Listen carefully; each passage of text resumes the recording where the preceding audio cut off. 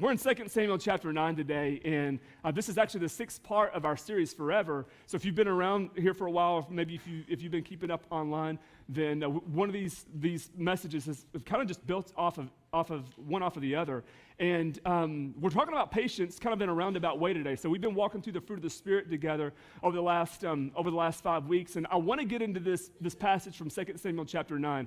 Because as I was praying about today and as I was praying about this week, God just kept drawing me back to this passage that seems kind of random. And so if you just look at this passage by itself, or if you just look at it in the context of the chapter that precedes it and the chapter that comes after it, like if you look at just those, I mean, it seems totally random. But here's what I've been reminded this week, and this is something that I think God reminds us of because we've talked about it before from time to time, is that God doesn't do random. God doesn't do anything that's random. Matter of fact, I want you to look at your neighbor and just go ahead and tell him, God doesn't do random.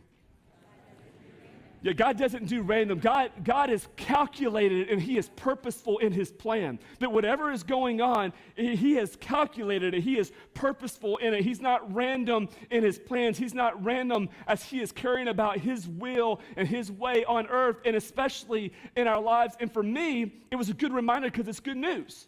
It's good news because I don't know where you sit with this, but there are some things that happen from time to time, and I have a hard time understanding why. You know? Like there's some things that get said sometimes, and when I'm processing it, I have a hard time understanding why. Some of you showed up this morning and you're trying to process a why right now, and you're having a hard time understanding why. And so I hear this truth that God is purposeful in His plan, that He has calculated in His plan for His will, His way, especially in our life. And man, that brings me a lot of hope because there's so much and there's so many moments, I think, just in the day-to-day life where things happen and things get said and I have a hard time understanding why. I have a hard time sometimes seeing the hand of God and God at work in the middle of it, but I know that He's calculated, He's purposeful in His plan. And for me, and maybe this is the same for you, it's not just the why, it's the what. Like sometimes it's not the why, it's the what has happened, because I understand why, or at least I think I do. Like I'm not perplexed as to why it happened. I feel like I have a good understanding. It's just what has happened that becomes perplexing. Sometimes it's the what that breaks my heart. Sometimes it's the what that frustrates my thinking. And some of you came in today and your heart is broken and your thinking has been frustrated because you're just trying to figure out why it had to happen the way it happened, not why it happened.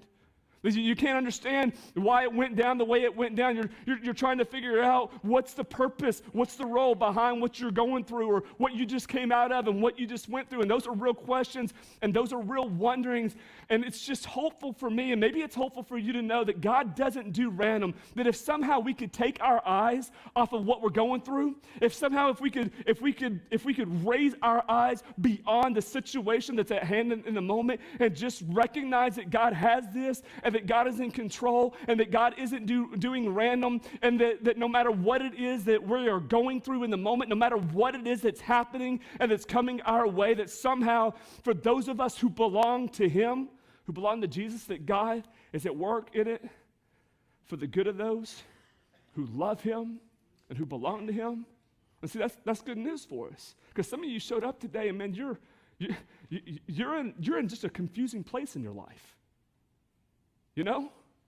You want to be all the way in, but you're not all the way in, and it's like you got one foot in and you got one foot out. You're kind of in, but you're kind of out. For some of you, you're in a confusing place. You want to be out of it. You want to be done with it. You want to get away from it, but instead of being done, instead of being out of it, you're still kind of in it. It's like you got one foot on one side of the line and you got one foot on the other side, and you're just trying to figure it out, and you're having a hard time seeing God at work in it and through it.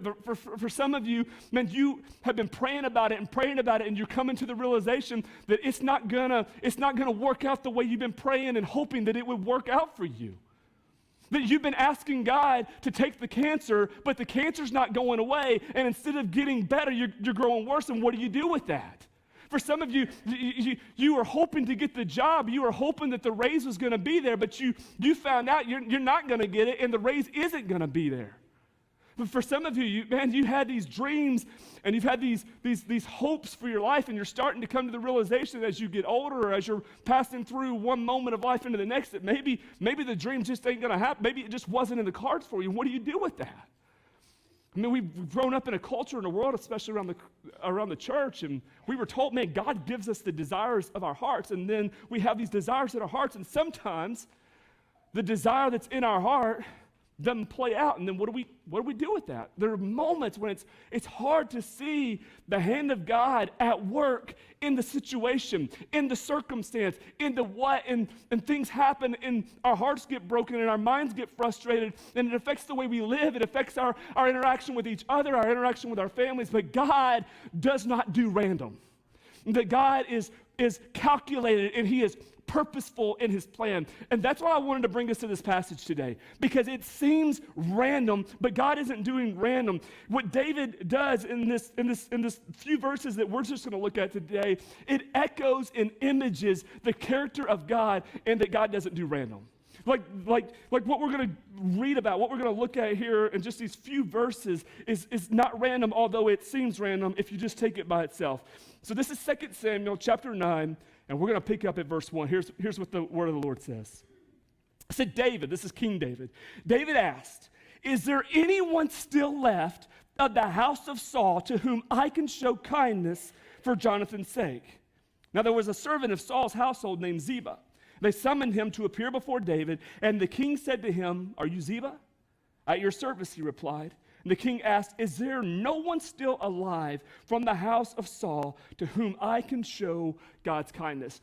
Now, we're starting there, and I think this is a powerful passage for what we're talking about, because there's nothing random in this. Like, in this passage, David is seeking to show kindness not to just anyone, right? He's seeking to show kindness not just some random person. He's not looking to be nice to somebody walking by. He is seeking someone specifically out, and he is specifically seeking out anyone who belongs to the house of Saul. Now, here's what I think is powerful about the passage, and maybe you can relate to this. But Saul and David didn't get along. Saul was the previous king. Not only did they not get along, but the last 10 or plus years of his life, Saul has been trying to kill David, which is a crazy thing. I mean, we think we have problems with people sometimes, and they're just, trying to get after us. Well, hopefully none of us in here have been running for our lives for the past 10 or plus years, trying to get away from a guy who's been trying to kill us. So it's kind of crazy to me thinking about the passage that David is seeking to show kindness, not to just anybody, but to show kindness to any surviving household member of the house of Saul, a man who's just spent the last 10 plus years of his life trying to kill him. I mean, that's a little crazy to me, right?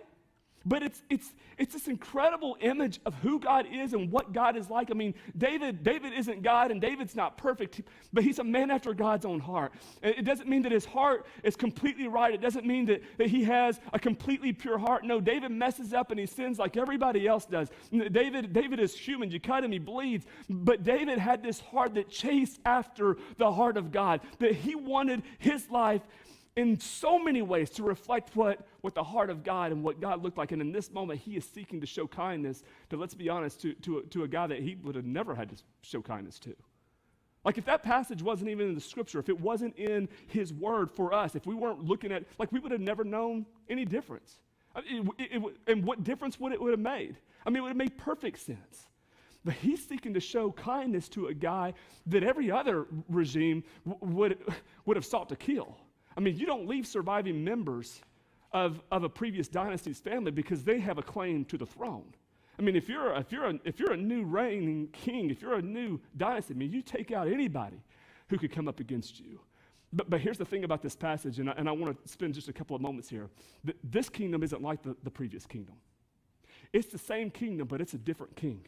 There's been a shift in the reign at this moment in the passage. It's the same kingdom, it's the same people, but it's a different king. It's amazing what will happen in your life if you let there be a regime change in your head and in your heart and in your mind. You don't have to change the kingdom. You don't need a new kingdom, right? You don't need a new kingdom that's surrounding you or that you're living in. Sometimes what we need isn't the kingdom, it's just a new king. We need to change over what is ruling in our life. And so there's been this shift in the way that the kingdom is being reigned over, it's being ruled. And David's reign doesn't look like Saul's reign. If David's reign looks like Saul's reign, anybody who's not like Saul and anyone who's not kind to Saul, Saul seeks to kill. David is not doing what Saul was doing. If David's reign just mirrored the reign that he had saw before, he would just do what Saul did. And that's take out anybody that looks like is opposition to him. Here's the powerful thing about kindness.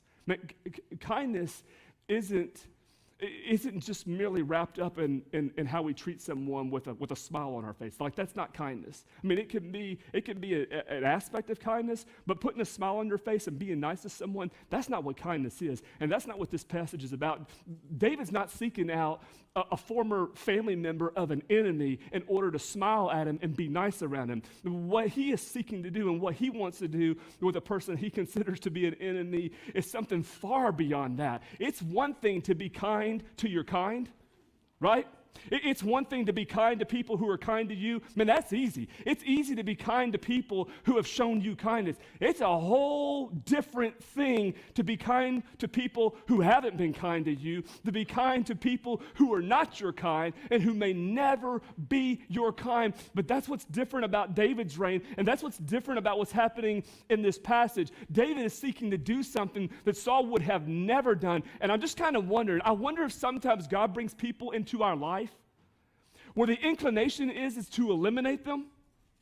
The inclination is to get rid of them and to put them out. And I wonder if sometimes God is bringing people into our life as an opportunity for us to extend the kindness of God towards them instead of trying to push them out of our life.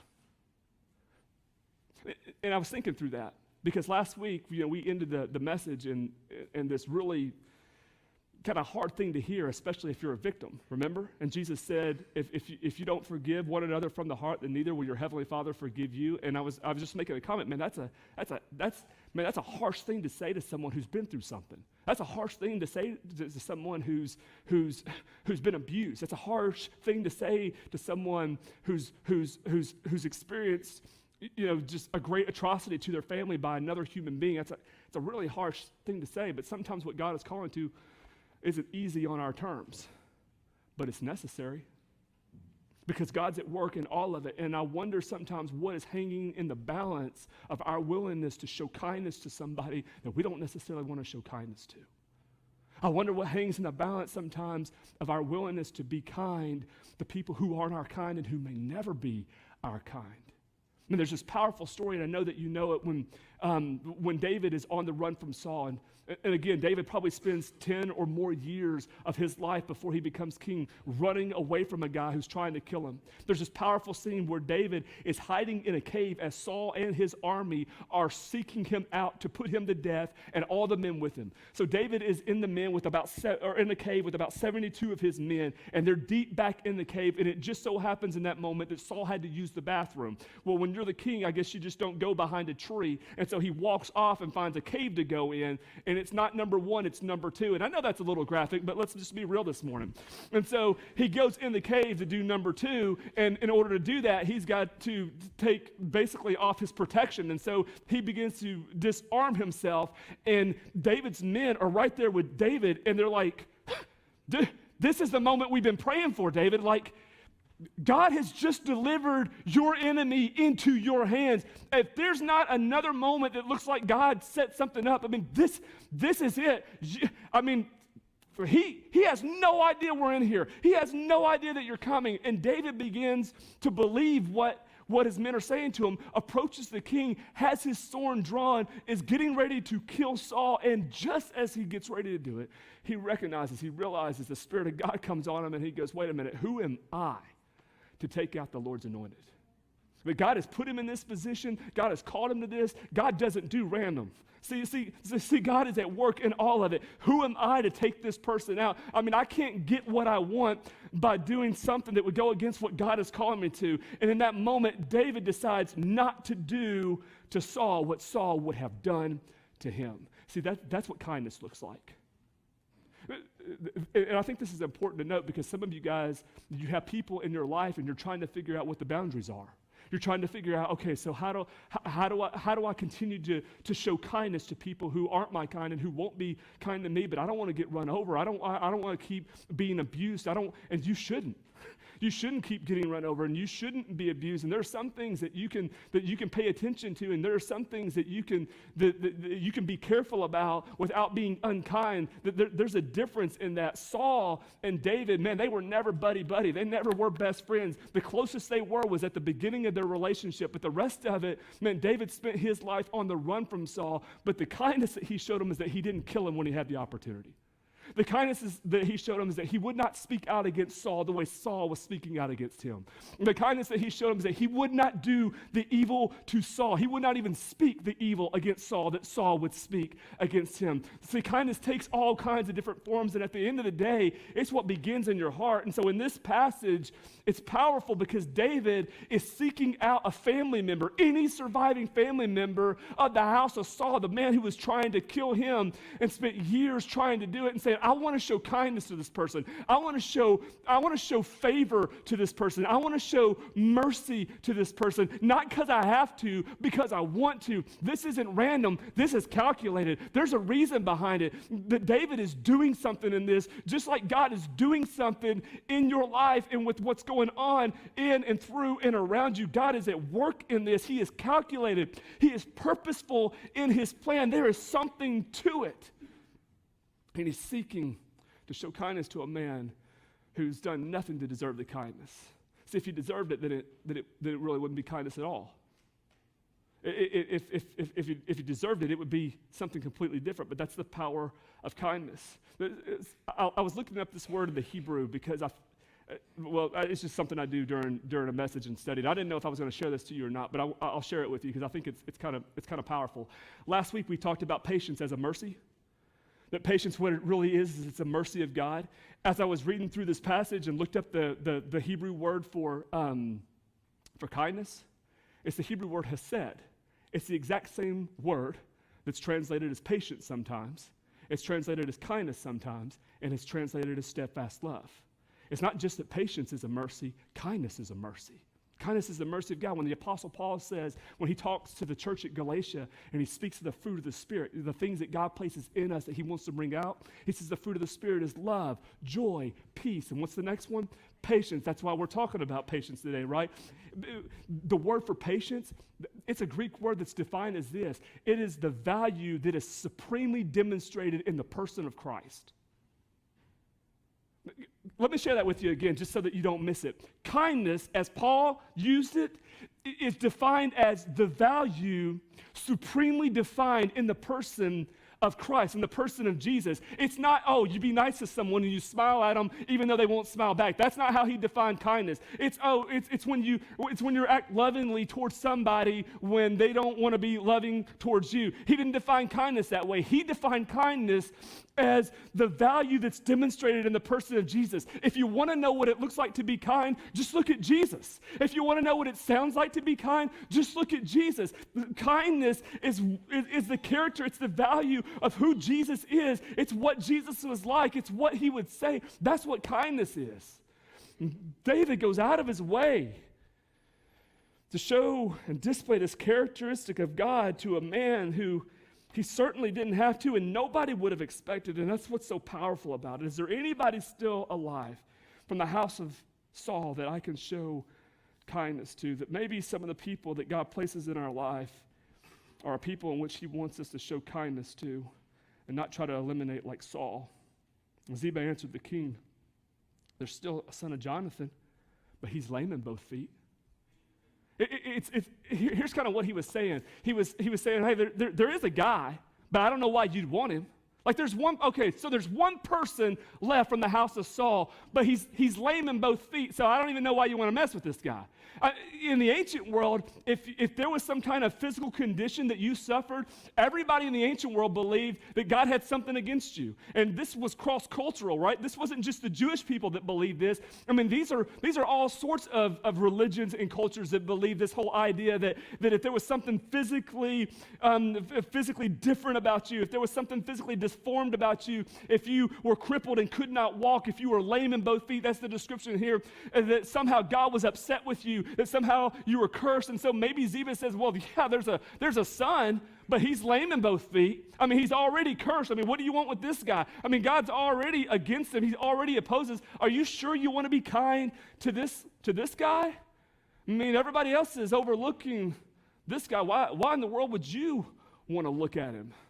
Listen, if you know what it's like to be overlooked and you're here this morning, if you understand what it's like to be in a room full of people but feel like nobody sees you, if you don't know what it's like to be overlooked, this is not going to be your message today. If you have no idea what it feels like to be overlooked, you're not going to like this at all. But if you understand what it's like to be overlooked sometimes, if you understand what it's like to pour into someone's life, to speak into someone's life, to be there for them in the lowest of lows and the highest of highs, to be there with them through thick and thin, and then all of a sudden somebody comes around and they stop looking to you and they start overlooking you because now they're looking at somebody else. If you've ever been disappointed because you had an expectation of what they would be for you because of what you have been for them, if you've ever been in a place and you expected to be seen but nobody even cared, or it seemed like nobody even cared, I just want to share this powerful truth for you, is that God looks at things that people overlook all the time. That he calls the lowly things and the weak things of the world. The Apostle Paul said that God chooses the weak things to shame the strong. He chooses the lowly things and the despised things and the things that are not to nullify the things that are, so that no one would boast before him. That it's not a bad thing to be overlooked, because God is looking at those who are overlooked all the time. Ziba says, I don't know what you'd want with this guy. I mean, there's one left that you could show kindness to, but not even God is showing kindness to him. I don't know why you'd want to show kindness to this guy. I don't know why you would want to seek him out. Where is he? The king asked. Ziba answered, he's at the house of Machir, the son of Amiel, in Lo-debar. So King David had him brought from Lo-debar, from the house of Machir, the son of Amiel. And when Mephibosheth, the son of Jonathan, the son of Saul, came to David, he bowed down to pay him honor. And David said, Mephibosheth, at your service, he replied. Verse 7, don't be afraid, David said to him. Now I want to hang out here for just a minute, because David says something that's very interesting at the beginning of his response to Mephibosheth. And we'll go back to it here in just a second. But David says, don't be afraid. Man, you don't tell people to not be afraid who aren't afraid. Right? Like you don't just walk up to your friend and say, don't be afraid. Nobody speaks to people and says, don't be afraid, unless there is some sort of reason to believe that they're afraid. Like you don't just say, don't be afraid to someone who has no fear. I mean, there is a reason why David thinks that Mephibosheth is afraid, and it may simply be that Mephibosheth is the remaining most senior surviving member of Saul's household. He's the last one around. And maybe he's scared to death because he believes what will happen to him is the same thing that happens to all other family members when there's a regime change. Maybe for Mephibosheth, he doesn't believe that David brought him there to be kind to him, or maybe he doesn't even know that David brought him there to be kind to him. Maybe in his mind and in his heart, man, he's just there to die. Like, this is the last thing, and so at your service, King, man, that's my last-ditch effort to, like, don't kill me. I'll serve you. What do you want? Like, what can I do for you? And that's certainly a possibility. But just so that we're all on the same page, I want to share another part of Mephibosheth's story, because I think it's powerful. If you back up several chapters, there's a moment when Mephibosheth is 5 years old. And when Saul is killed on the battlefield, Saul dies with his son, Jonathan. And Saul was a guy that David was constantly running for. But Jonathan, his son, was a guy who David deeply loved. And so there's this dichotomy in the relationship between the two of them, and it's this incredible story, but both of them die at the same time. Well, when word gets back to Jerusalem, specifically at Jezreel, where Saul's family was at the time, there was a panic, and everybody ran. And so Mephibosheth's nurse at the time, his caretaker, either picks him up and runs with him, or grabs him by the arm and takes off running, or she just takes off running and says, come on. But the 5-year-old Mephibosheth starts running. So he's not lame in both feet at this time. He's able to walk and he's able to run. And something happens, and he either gets dropped or he falls, and he becomes lame in both feet. And what's crazy is that this moment of fear, years earlier in his life, because at this point, Mephibosheth has a son, so we're not even sure how old he is. But at some point along the line, this moment of fear, it's like it's attached itself to him, and he's dealing with the debilitating and the destructive and the just overbearing results of what fear does in our life. And for those of you who've ever had to deal with fear, you know exactly what I'm talking about. Man, fear can be destructive. And fear can be demeaning. Fear can be debilitating. Fear can take you out. Fear can destroy you if you're not careful. And it doesn't have to be the fear that manifests itself in terror like this is. But for some of you, it's not the fear that manifests itself in terror that has bound you up. It's the fear that manifests itself in worry. It's the fear that manifests itself in panic. It's the fear that manifests itself in anxiety. It's the fear that manifests itself in depression. It's the fear that manifests itself in all those other ways that we have a tendency not to think about fear. And the thing about fear is that it's just as debilitating when it's worry, and when it's anxiety, and when it's panic, and when it's depression, as it is when it's terror. And here's this thing from his past that's like latched itself onto him, and now he's living with it in his present. Like I don't know if you came to church today and some of you are still living with some stuff right now that happened in your past. But that's Mephibosheth's story. And what's powerful about this story is that David is about to do something that will break the chains that fear has had on him, that will break the chains of the very thing that has debilitated him and has been destructive in his life, the very thing that happened years ago that he is carrying with him. And he won't do it by power, and he won't do it by strength, but he will do it by the Spirit of God through an act of kindness. David says, "Don't be afraid," David said to him, "for I will surely show you kindness for the sake of your father Jonathan. I will restore to you all the land that belonged to your grandfather Saul, and you will always eat at my table." Mephibosheth bowed down and said, "What is your servant that you should notice a dead dog like me?" Man, this is the part of the passage that just captivated me. This is the part of the passage that I was like, man, I want to preach this part of it, because you know how like sometimes people will send you a text message and you wondered if they were being a smart aleck in that text message, or if they were just saying it. Like sometimes it's hard to hear, the fluctuation of a voice in a text message. Sometimes you don't know, are they excited or are they angry, or they said okay. Well, was that like okay? Like I don't care, okay? Or was that like okay? Like it's hard to hear it sometimes in the text. And so in the Bible, I think it's the same way. Like sometimes you don't know if it's okay or if it's okay, or it's whatever. Sometimes you just don't know. But that phrase, what do you want with a dead dog like me? Like you don't have to hear the inflection of his voice to understand what's being said there. It's a term of self-abasement. It's how he sees himself. I mean, we may not be able to hear how he said it, but you can certainly understand what he's thinking about himself for him to think of himself as a dead dog. Like, what do you want with me? What do you want with me, a nobody? What do you want with me who is completely useless to anything that you would want me to do? Who am I that you would show kindness to me? What have I done? What can I return to you? What can I give back to you for what you're about to do for me? I mean, why would you even want to show kindness to a dead dog like me? It's a term of self-abasement. It's like he's punishing himself, humiliating himself for something that he didn't even do. It was a moment in his life when he was just a boy. He was just a child. It was something that he didn't do. It was something that happened to him. He got dropped or he fell down. And now this thing that happened when he was 5 years old, when he was dropped or when he fell, has become this thing that he's had to live with. And at this point, it's become debilitating and destructive, even in his own mind and his heart, because he's carrying it with him.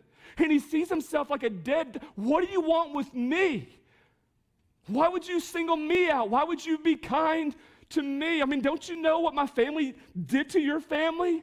Don't you know how my dad was, or my grandfather was after you and was chasing you down, and you want to restore to me all of his land? King, that's your land. You're the king now. Nothing belongs to my family anymore. Why would you even seek me out? See, kindness isn't doing somebody a favor. Kindness is favor. That's what kindness is. Kindness isn't showing favor. Kindness is favor. Kindness is a seat at the king's table.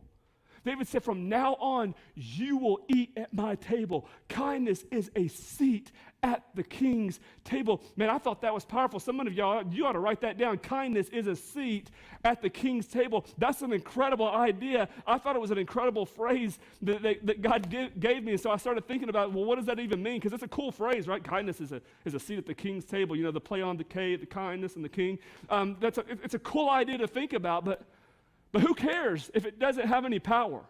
If it's just a picture, if it's just an image, but it's void of any kind of power, any kind of meaning for our life, then what's the saying really matter? So maybe it's a cool saying, kindness is a seat at the king's table. But what's that even look like? Who cares? And so I started writing some things down. And I started writing, man, kindness is a seat at the king's table. And that's blessing, right? That's blessing, that's provision. Because that's exactly what happens here. It's a moment where he's shown this incredible kindness that plays itself out in provision. Look, I know that you have a disability that has left you lame in both feet, and I know that you can't farm your land, and I know that you can't care for your sheep or your oxen or whatever it is that you have. Like, I know that you can't do these things, so I'm going to give you a place at my table. And you're not going to have to work for your food anymore, because my kingdom is going to provide your food. That's provision. That's incredible blessing. That is something that changed Mephibosheth's life forever. And he did nothing to deserve it, you understand? See, this wasn't random. This wasn't just a happenstance. David sought him out, brought him to his table, and said, I am going to provide for you. And it would change Mephibosheth's life forever. And not only that, Mephibosheth, but this guy Ziba, who was your dad's servant or your grandfather's servant, well, he's about to be your servant too. And I'm going to order him and all his sons. He had 15 sons, I believe. I'm going to order him and all his sons to take care of the land and bring the produce of the land to you, and it will be yours. I'm not just giving you a seat at my table, a place to eat. I'm going to provide beyond that. And I'm going to restore to you everything that has been taken away from you. And that's powerful. A seat at the king's table is kindness. It plays itself out in provision.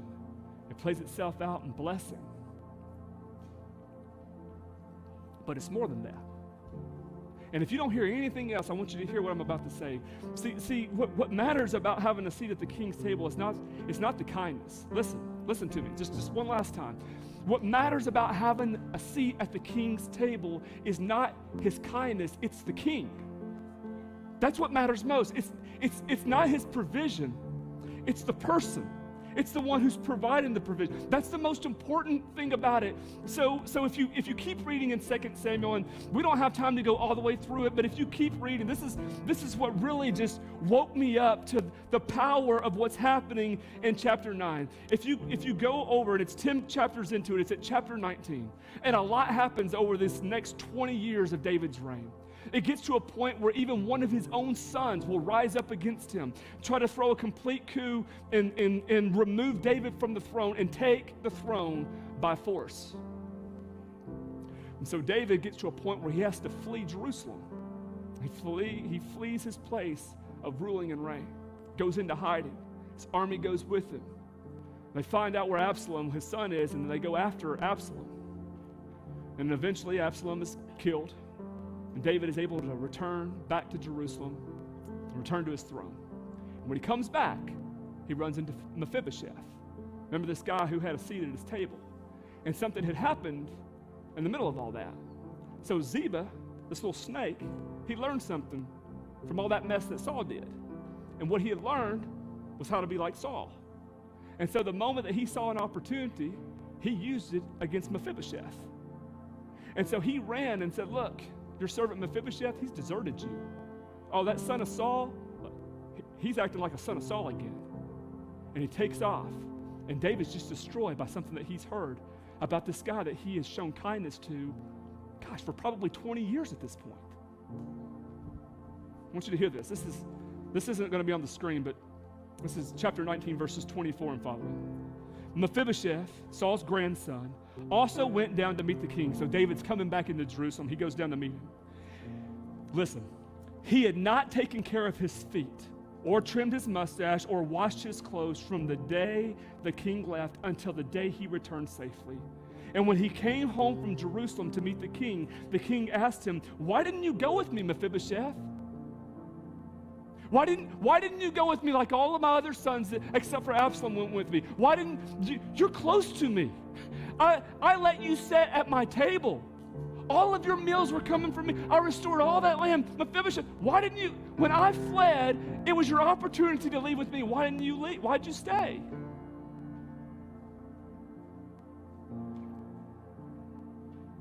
He said, "My lord, the king, since I, your servant, am lame, I said, I will have my donkey saddled and I will ride on it so I can go with the king.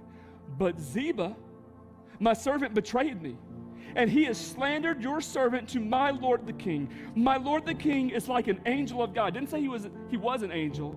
He just, the way he sees of him, he thinks of him as an angel of God. You've been so good to me, David. You've been so kind to me. You have given me so much of what I didn't deserve.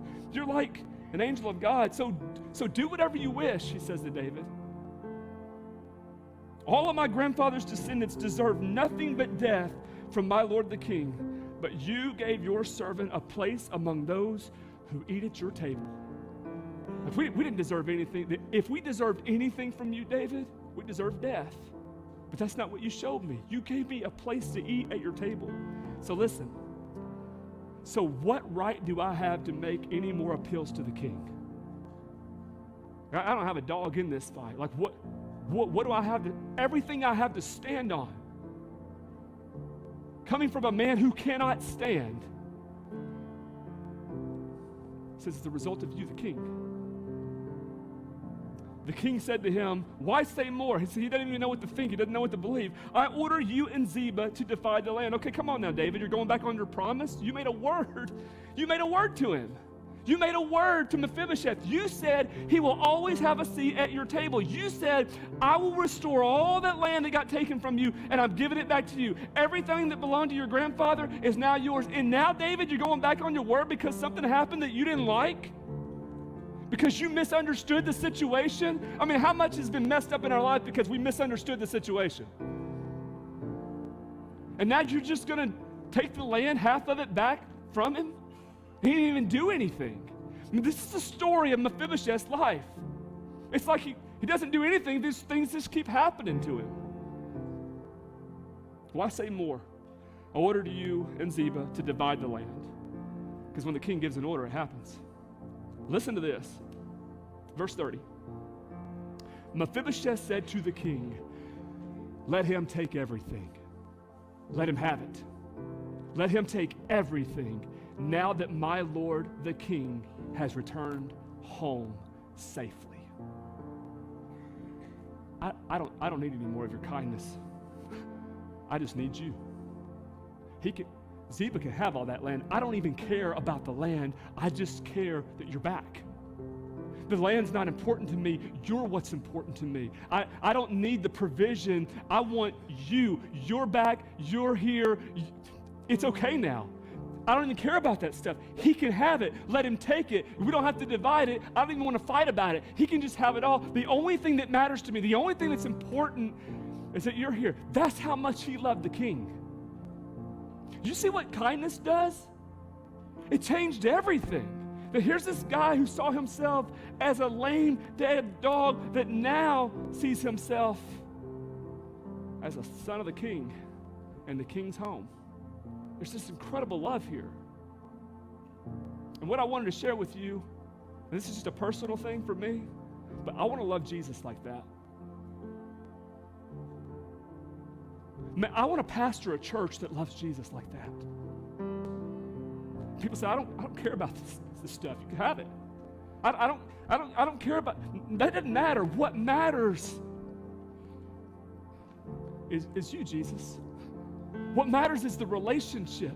What matters isn't the provision, it's the person of Christ Jesus. That's what matters. I want to love Jesus the way Mephibosheth loved David. But more. Could you imagine a church that loves Jesus like that? I mean, all this stuff, it doesn't matter. This is how powerful kindness is, because kindness isn't just smiling at people. It's not putting on a front and a fake face because you're supposed to be kind. And kindness is mercy. Kindness is the character, the value is supremely displayed in the person of Jesus. You want to know what it looks like to be kind? You want to know what the kindness that you've been called to as a follower of Jesus? Look at Jesus. Listen to Jesus. And I know this is going to be a tough thing to hear, but you know it's true, and that's why I'm going to share it with you. And sometimes you just need to hear tough things. In any given situation in your life, you know pretty much every single time what Jesus would do. You already know it. You already know what Jesus would do, and you already know how he would respond and how he would react. Now, what happens is something powerful when we actually step into being the kinds of things that Jesus would be, saying the kinds of things that Jesus would say, and doing the kinds of things that Jesus would do. Not by our strength, not by our power, not by our might, but by his Spirit, declares the Lord. And I want to love Jesus like that. I pray for you to love Jesus like that. So I want to invite you to respond to what you've heard today. Who do you need to show kindness to that maybe you've been avoiding? Who do you need to show kindness to, not because they deserve it, because that wouldn't be kindness? How do you need to let the kindness of God rise up within you, pour out of you? God has been so good to us.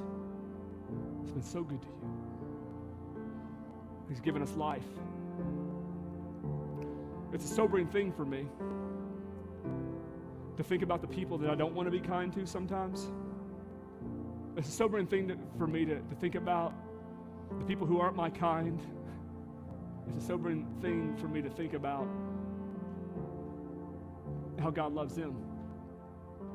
To think of them as a person that Christ died for, made in his image, called by him, loved by him. So that changes things.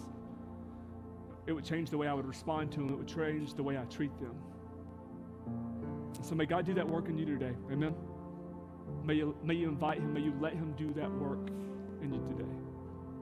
Let me pray for you. Heavenly Father,